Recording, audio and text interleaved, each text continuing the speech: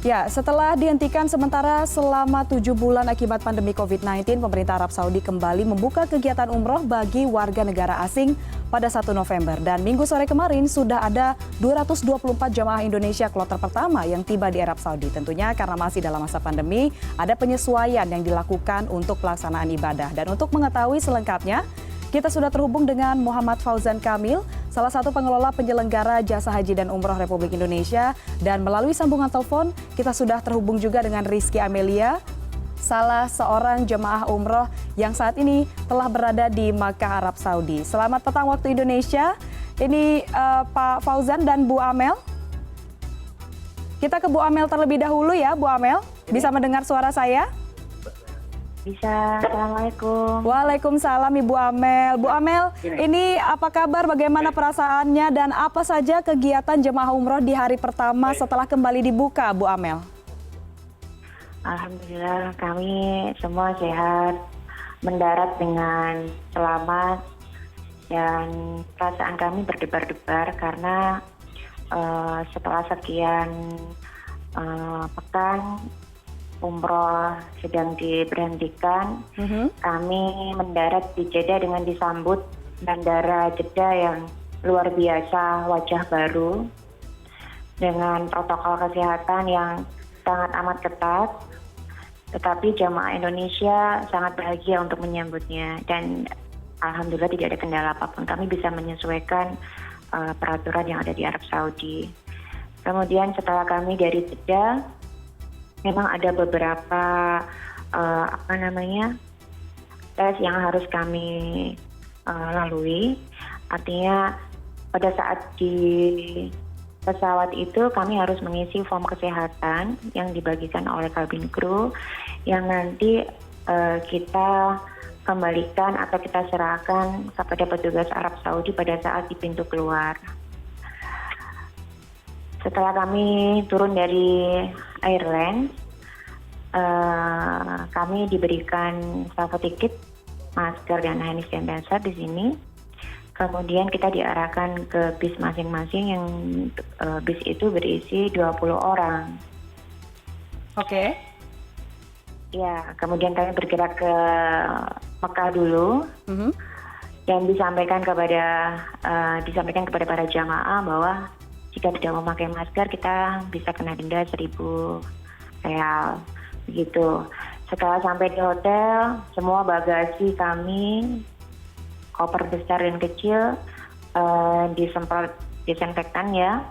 Kemudian kami harus ke kamar dan disampaikan kita harus karantina selama 3 hari 2 malam. Selama karantina itu kita tidak diperbolehkan turun atau keluar dari kamar, jadi betul-betul di dalam kamar. Untuk karantinanya sendiri, Bu Rizky, ini lokasinya di mana? Di hotel kami menginap. Oke. Jadi untuk new normal umrah ini memang hotel yang kita pakai hotel bintang 3, hotel bintang 4 dan bintang 5.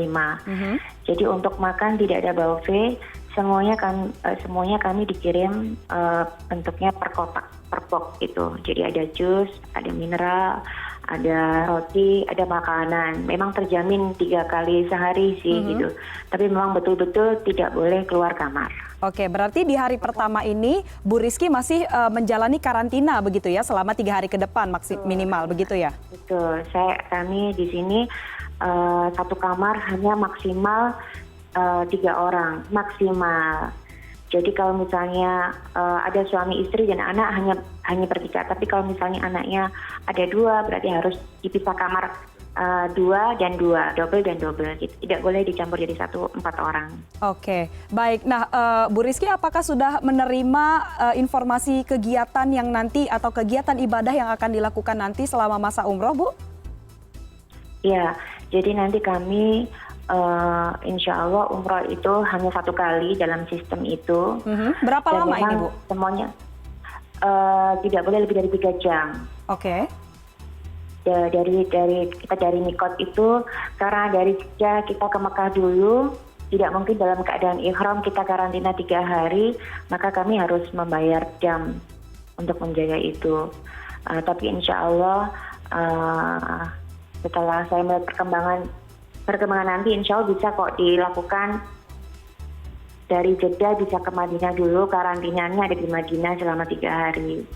Jadi ke Mekahnya sudah dalam keadaan ihram, tidak lama-lama karantina di Mekah. Oke, Bu Rizky, apakah nanti kan nanti akan ada perpindahan dari Mekah ke Madinah begitu? Apakah nanti setelah misalnya seorang jemaah haji itu sudah melakukan karantina di Mekah, ketika dia tiba di Madinah, apakah nanti akan ada karantina lagi atau harus mengikuti karantina lagi di sana atau di Madinah atau bagaimana?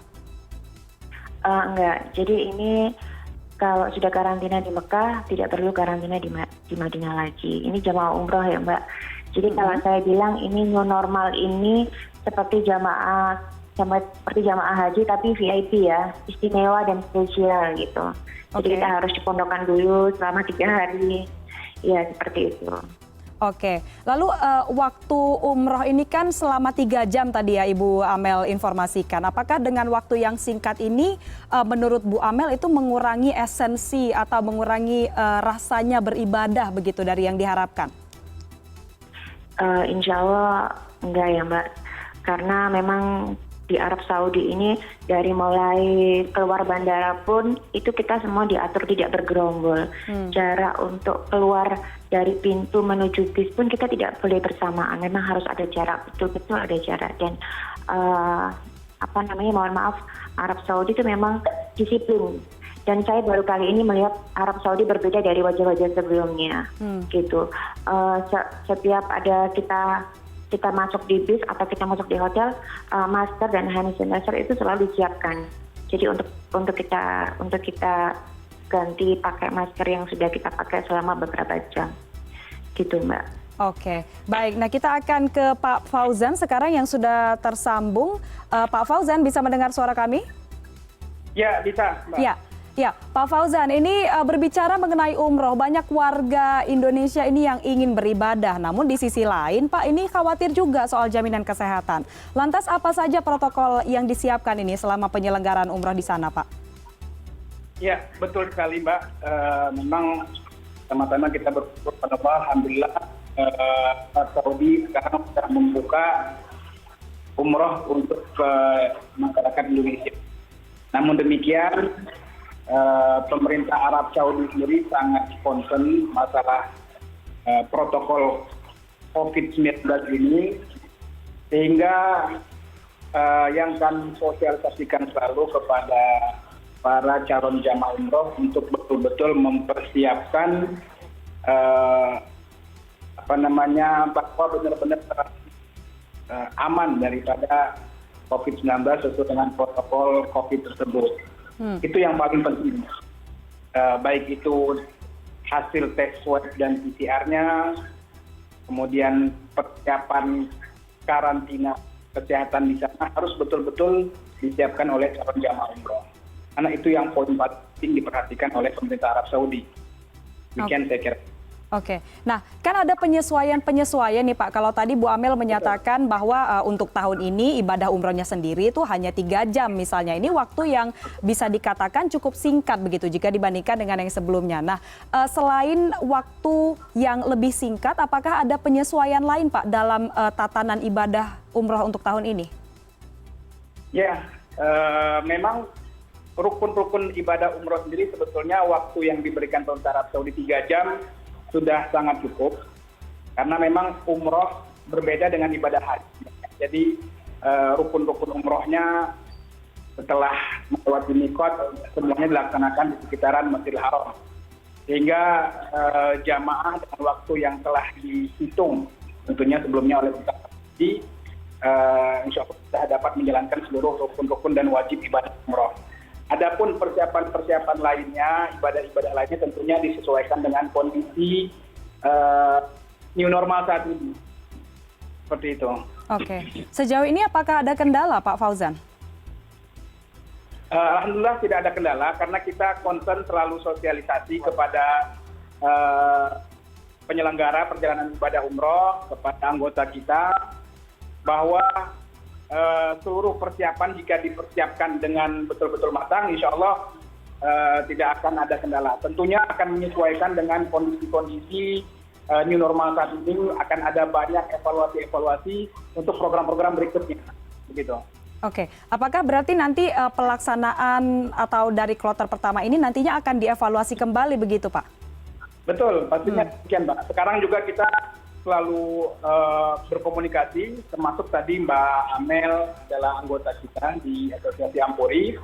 Kita terus update informasi terbaru bagaimana kondisi jamaah umroh yang telah sampai di Tanah Suci, proses dari mulai kedatangan Bandara Jeddah ataupun Bandara Madinah, kemudian proses seluruh prosesnya kita terus update dan akan kita evaluasi agar nanti keberangkatan kloter kedua dan berikutnya jauh lebih baik, insya Allah.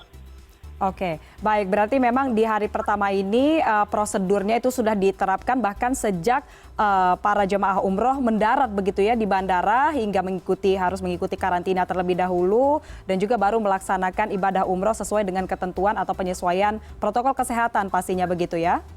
Ya, betul, Pak. Baik. Terima kasih Pak Muhammad Fauzan Kamil, pengelola jasa penyelenggara haji dan umroh, dan juga Ibu Rizky Amelia, jamaah umroh yang saat ini berada di Mekah. Terima kasih sudah bergabung bersama kami di CNN Indonesia Connected.